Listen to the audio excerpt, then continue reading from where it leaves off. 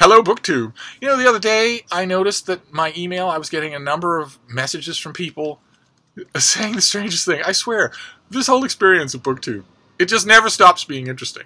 I'm so glad that I did it. I am so glad that I let Chris and Giselle talk me into this. I say, you can definitely do this, because it never stops being interesting. Like, for instance, I never know quite what's going to catch on with you.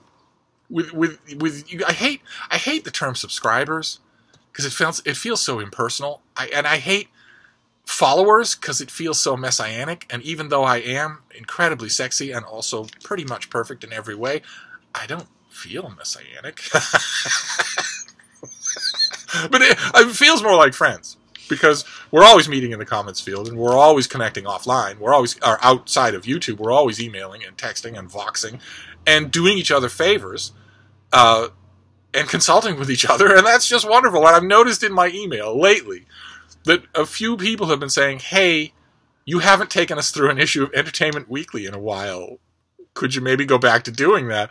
Would never in a million years have guessed that would catch on, that anybody would like that. For those of you who are new to the channel, there are, according to YouTube analytics, there are hundreds of new people here.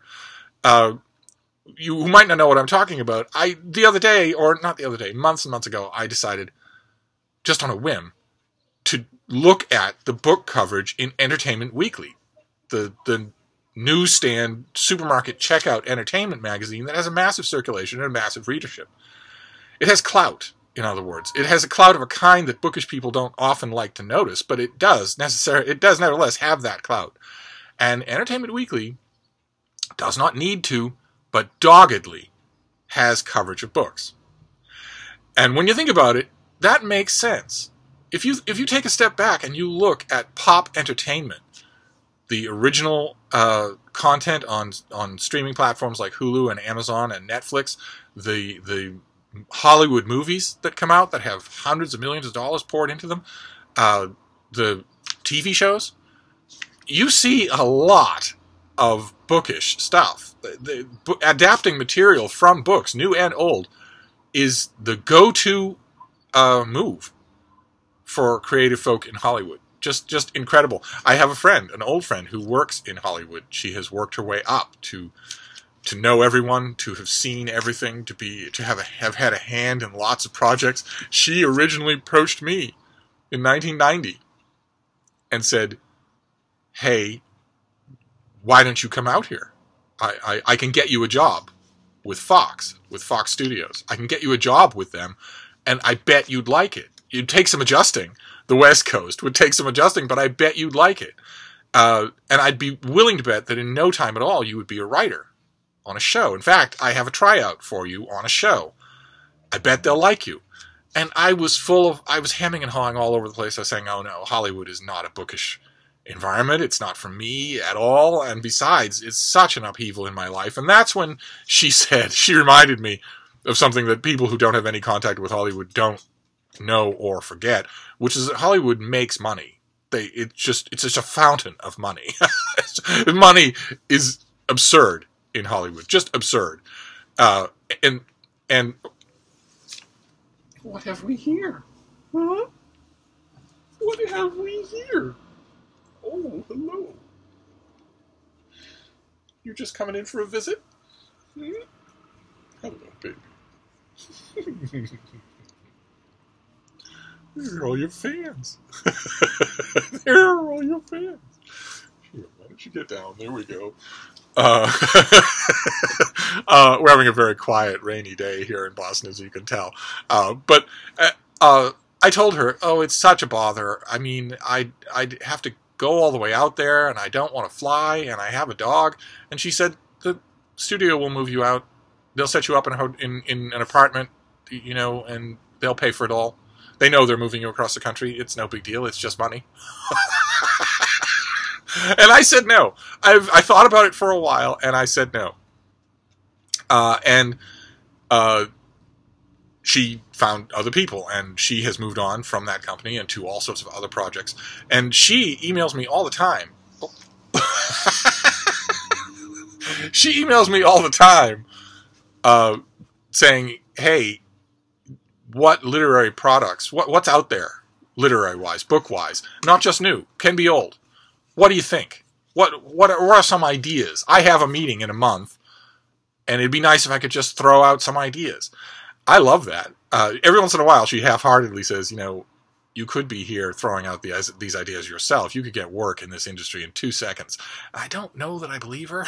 I don't think I look very Hollywood, and I think Hollywood goes by that. But one way or another, the idea of leaving Boston for any length of time when not traveling, just going to live somewhere else. I lived in California once upon a time, in Southern California, in Hermosa Beach, before you needed $1.2 million every week to live there. I lived there when it was an eclectic artist bohemia.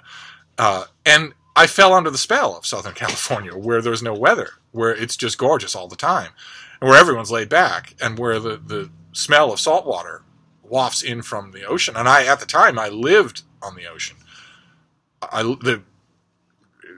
It's a vast, white, sandy beach, and then there's a paved walkway where people rollerblade and bike on it and walk on it. And then I was right past that. I walked out my door, I walked across the beach, and dove into the ocean. I remember waking up from that as if from a dream. I realized one day that I had not been angry in weeks, and I came back to Boston right away. So my larger point is that it's not pointless or pandering to sift through Entertainment Weekly for literary content. And a bunch of you said you missed it. Good Lord, who would have guessed that? So I do have the latest Entertainment Weekly. It is a Halloween issue. There is Jamie Lee Curtis. She's going to be in her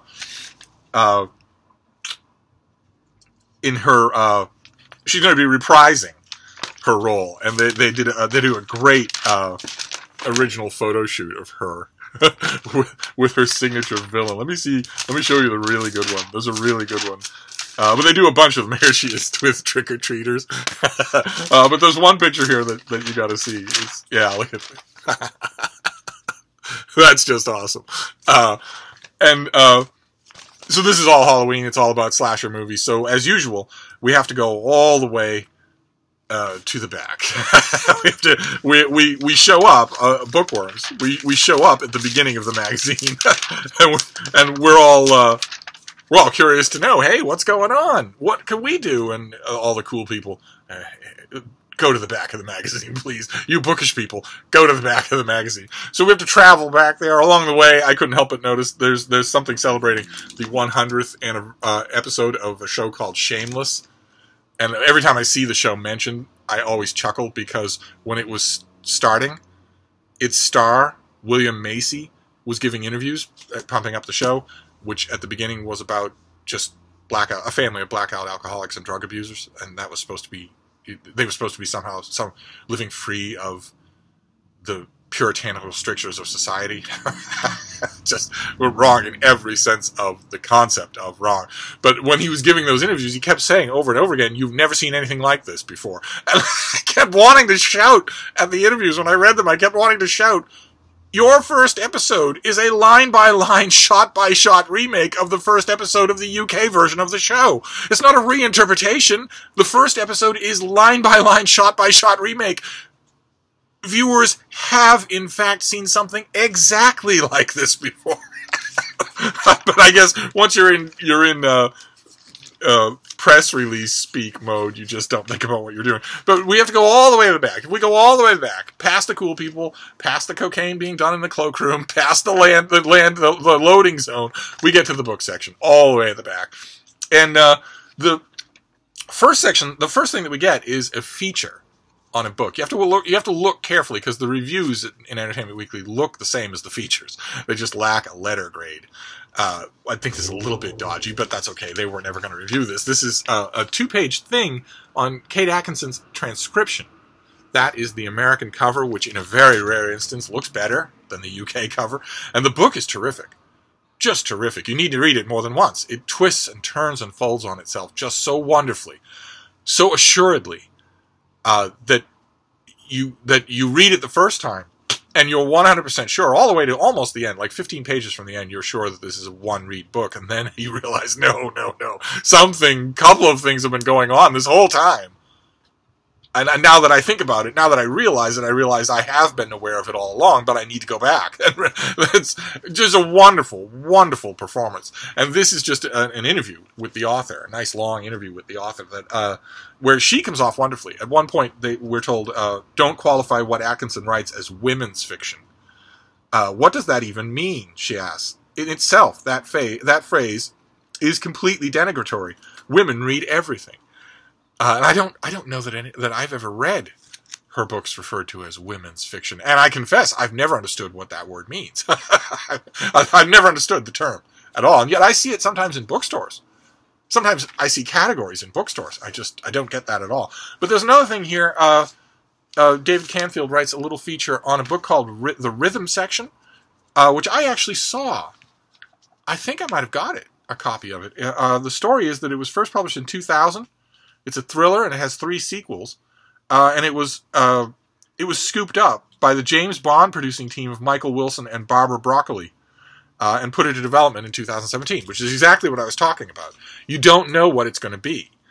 And there are all sorts of people out hunting for the next literary project that would translate perfectly to the screen. I think it's fantastic. I have all sorts of cinema purist friends, including a few people who run booktube channels being cinema purists, who bemoan that fact. They say, oh no, you can't get people to go to a movie that's original content anymore. It's sucking the life out of the industry. I don't know that I agree with that. It takes a huge amount of talent and intelligence and inventiveness to skillfully adapt a literary product to the screen. Certainly can be done wrong. We've all seen it done wrong. So I don't think that, I think it's just that creativity has morphed into that realm of movie making rather than abandoned it. But I can't wait. Every time a new list of books comes out, or a new calendar of movies comes out for upcoming months, I scan it for literary stuff. Just because I never know. I can never predict what novel from either last year or 20 years ago is going to be adapted or readapted. We just got Papillon was just readapted again. The other books this time around are not Steve books. They are not very promising. There's Megan Mullally and Nick Offerman. They have a book, The Greatest Love Story of All Time.